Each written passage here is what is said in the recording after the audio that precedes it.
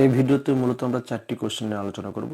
সেটা হচ্ছে যে কি এবছর যেরকম কাট অফ যে বেড়ে গেল হঠাৎ করে। তো এটা শুধু কারণ কি ফ্রেশ রেজিস্ট্রেশন যে ৩ বার যে সুযোগ পাচ্ছে রেজিস্ট্রেশন করার, ফ্রেশ রেজিস্ট্রেশন করার, এটাই কি মূল কারণ? নাকি অন্য কারণ আছে? তৃতীয় প্রশ্ন হচ্ছে যদি এরকমই চলতে থাকে তাহলে থার্ড রাউন্ডে এক্সপেক্টেড কাট অফ কত হতে পারে? তারপরে যে প্রশ্নটা আসছে তাহলে কি স্পট কাউন্সেলিং হবে কিনা? তো লাস্ট যে প্রশ্ন সেটা হচ্ছে গিয়ে যা মনে করো ফার্স্ট রাউন্ডে যে সমস্ত কলেজগুলো পেয়েছিলে, ঠিক আছে, আবার সেকেন্ড রাউন্ডে এসে আপগ্রেড করার পর সেই কলেজটি পেয়েছিল, তো তাদের কী করণীয়? তো এই প্রশ্নগুলো নিয়ে আমরা আজকে আলোচনা করি। তো ভিডিওটা অবশ্যই শেষ পর্যন্ত দেখো, দেখবে যে আশা করছি তোমাদের জন্য ইনফরমেটিভ কিছু আছে। তো চলো শুরু করি। এই যে এবছর এরকম কাট অফ হয়েছে যে ওপেন প্রথম রাউন্ডে ওপেন ক্যাটাগরিতে 3069 জিএমআর গেছিলো, কিন্তু সেকেন্ড রাউন্ডে 2695 পর্যন্ত গেছে, অর্থাৎ কাট অফ বেড়ে গেছে। এরকম হওয়ার কারণ অনেকেই বলবে যে ফ্রেশ রেজিস্ট্রেশন, ঠিক আছে, কিন্তু আমার কাছে যেটা মনে হয়েছে যে ফ্রেশ রেজিস্ট্রেশনের থেকে বেশি ব্যাপার হয়েছে যে কাউন্সিলিং প্রসেসের যে অন্য নিয়মগুলো, বিশেষ করে সেই সমস্ত ক্যান্ডিডেটগুলো যারা ধরো মনে করে যে ভালো জিএমআর, ভালো নাম্বার পেয়েছে পরীক্ষা হলে, কিন্তু তারা শুধুমাত্র রেজিস্ট্রেশন করেছে। তারা কলেজ যে চুজ করেছিল সেই কলেজে দেখা হলো যে ফার্স্ট চয়েসটা পায়নি, বাকি সেকেন্ড বা থার্ড বা তার নিচের কোনো চয়েস পেয়েছে। একমাত্র ফার্স্ট চয়েস যদি পেয়ে থাকে, তারপরে যে সে যদি অ্যাডমিশন না নেয় সেই কলেজে, তবেই তারা কাউন্সিলিং প্রসেস থেকে বেরিয়ে আসতে পারছে। বাকি ক্ষেত্রে কিন্তু প্রসেস থেকে বেরিয়ে আসছে না। অর্থাৎ মনে করো যে তুমি রেজিস্ট্রেশন করেছো, মনে করো তোমার এসএসকেএম পছন্দ ছিল, আরজি কর পেয়েছো, মনে করো থার্ড চয়েসে ছিল, তো সেই কারণ থেকে তুমি সেই কলেজে গেলে না। এবার সিট অ্যাকসেপ্ট করতে হচ্ছে সেটা কিন্তু ব্যাপার নয়, ঠিক আছে, সিট অ্যাকসেপ্টও করতে হচ্ছে না, তবুও তুমি সেকেন্ড রাউন্ডের জন্য এলিজিবল হচ্ছ। শুধু তাই নয়, তুমি যদি তারপরও যদি আবার মনে করো একটা আপগ্রেড হলো, ঠিক আছে, তারপরে মনে করো ফার্স্ট চয়েস পেলে না, তো তবুও তুমি থার্ড রাউন্ডের জন্য এলিজিবল হয়ে যাচ্ছ। এই যে প্রসেস, অর্থাৎ যে কাউন্সিলিং প্রসেস থেকে বেরিয়ে আসছে না, এরকম এরকম স্টুডেন্ট সংখ্যা সব থেকে বেশি। কারণ হচ্ছে তোমার একটা সিট এক্সপেক্ট করতে হচ্ছে না, ভেরিফিকেশন করতে যেতে হচ্ছে না, কোনো কিছু ঝামেলা নেই। যদি মনে হয় যে না ফার্স্ট চয়েস পেলাম বা ঘরের কাছাকাছি পেলাম তবেই আমি যাব, নচেত যাবো না। এই যে একটা বিষয়, এই বিষয়টা সব থেকে গুরুত্বপূর্ণ। আর এরকম ক্যান্ডিডেট সব থেকে বেশি, কারণ অনেক স্টুডেন্ট আছে যারা ধরো নিটের জন্য প্রিপারেশন নিচ্ছে, কিংবা ধরো মনে করে এইমস নার্সিংয়ে হয়তো সুযোগ পেতে চলেছে, কিংবা ধরো মনে করো যে সে মনে করে যে না নার্সিং করবো না, আমি আয়ুর্বেদিক কিংবা ধরো মনে করো হোমিওপ্যাথিতে যদি চান্স পাই এবছর। তো এই সমস্ত বিষয়গুলো তার মাথায় খেলছে। তো সেই কারণ থেকে সে রেজিস্ট্রেশনের দিকে যায়নি, শুধু রেজিস্ট্রেশন করেছে, কিন্তু তার কলেজে যাওয়ার কোনো প্রয়োজন হয়নি, কারণ কলেজে যাওয়ার যাতায়াতের খরচ আছে, ঠিক আছে, এই সমস্ত বিষয়গুলো। তো এই সমস্ত বিষয়গুলোর কারণে তোমার হচ্ছে ওই সিটগুলো এখনও কিন্তু ফাঁকা থাকছে না, কারণ সে তো সেকেন্ড রাউন্ডে সিট পাবে, থার্ড রাউন্ডেও সে সিট পাবে, ঠিক আছে, কারণ তার তো জিএমের ভালো। তাহলে তারা তো বেরিয়ে আসতে পারছে না, বা তারা ওরা যাবেও না যে উইথড্র করবে, এরকম কিন্তু নয়, ঠিক আছে। এবার উইথড্র যদি না করে, তাহলে সেই সমস্ত সিটগুলো ওরা ঘিরে বসে থাকছে। তাহলে পরে থার্ড রাউন্ডে অনেক সিট ফাঁকা থাকবে, কারণ তারা অ্যাডমিশন নেবে থার্ড রাউন্ডের পর। আর যখন অ্যাডমিশনের কোনো সুযোগ থাকবে না, তখন দেখবে যে অনেক সিট ফাঁকা আছে।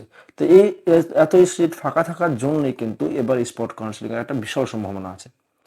দেখবে দেখবে যে কাউন্সিলিং এর নোটিশে লেখা আছে থার্ড রাউন্ডের পর আর অনলাইন কাউন্সিলিং হবে না, অনলাইন কাউন্সিলিং হবে না, কিন্তু যে ডিসেন্ট্রালাইজড অর্থাৎ যে স্পট কাউন্সিলিং, এই বিষয়ে কিন্তু ক্লিয়ার কিছু বলা নেই।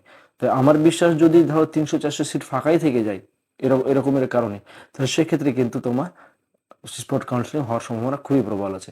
ধরে রাখো যে হবে, হওয়ার চান্সটাই বেশি, কারণ তোমার থার্ড রাউন্ডেও এরকম হবে। তো থার্ড রাউন্ডে এক্সপেক্টেড কাট অফ যে খুব যে বেশি যাবে তেমনটি কিছু নয়। যদি কোনো শুভবোধ সম্পূর্ণ যদি ওই ব্যক্তিরা যদি মনে করে যে না আমি আমার ক্যাপাসিটি না দেখিয়ে আমি যেহেতু অ্যাডমিশন নেবো না, তাহলে আমি সিটটা ক্যান্সেল করে আসি বা উইথড্র করে আসি, তবেই গেতো তোমার থার্ড রাউন্ডে একটা ভালো কিছু আশা করতে পারো। তো আমার মনে হয় যে তারা ক্যাপাসিটি দেখাবে, ঠিক আছে। এমনি যে তারা ভেরিফিকেশনে যাচ্ছে না, তো সেক্ষেত্রে তারা কেন যাবে? এরকম স্টুডেন্ট সংখ্যা নেহাতি কম নয়, ঠিক আছে। না হলে পরে তোমার 3000 থেকে 2600-তে আসতে পারে। এসে আপগ্রেড করে মানলাম যে কারো কারো হয়তো ভেরিফিকেশনে ডকুমেন্টস ভুল ছিল, সে কারণ থেকে নিয়ে তো মনে করো যে এসসি ছিল বা এসটি ছিল বা ওবিসি ছিল, তো সে কারণ থেকে আবার জেনারেল হয়ে গেছে, এরকম স্টুডেন্ট সংখ্যা খুব কমই হয়, ঠিক আছে। ইডাব্লিউএস ক্যাটাগরির ক্ষেত্রে হয়, কিন্তু ওবিসি ক্যাটাগরির ক্ষেত্রে এবার হতে পারে, কারণ ওবিসি এ ওবিসি বি তখন ব্যাপারটা ছিল, কিন্তু এবার যখন পরে রেজাল্টের আগে কিন্তু শুধুমাত্র ওবিসি হয়ে গেছে, সেক্ষেত্রে হবে। তো ওই কারণ থেকে নিয়ে তোমার একটা বিষয় আছে, এটা একটা বিষয়, কিন্তু বেশিরভাগ বিষয় হচ্ছে এটা। না হলে প্রায় 300 অবশ্যই ওপেন ক্যাটাগরিতে জিএমআর যাওয়া কমপক্ষে 200 যাওয়া উচিত ছিল, ঠিক আছে। মানে 3200 পর্যন্ত যাওয়া উচিত ছিল, কিন্তু সেটাও যায়নি, বরং কমে গিয়েছে, ঠিক আছে। এর মূল কারণ হচ্ছে এই যে তোমার যে কোনো নন রেসপন্স যে ক্যান্ডিডেট, এই ক্যান্ডিডেটগুলোর জন্য। তো এই ক্যান্ডিডেটের জন্য থার্ড রাউন্ডে অনেক সিট ফাঁকা থেকে যাবে, আর সিট ফাঁকা থাকার জন্য স্পট কাউন্সিলিং হওয়ার সম্ভাবনা আছে। তো তো তোমরা অবশ্যই খোঁজ রাখবে, ঠিক আছে, আমিও খোঁজ রাখবো এবং ফ্রিকোয়েন্টলি চেক করতে থাকবো। যদি কোনো আপডেট পাই তাহলে থার্ড রাউন্ডের পর, অবশ্যই থার্ড রাউন্ডের পর আমরা এই কাজগুলো হবে। তো যদি আমি কোনো আপডেট পাই তাহলে তোমাদেরকে অবশ্যই জানিয়ে দেবো।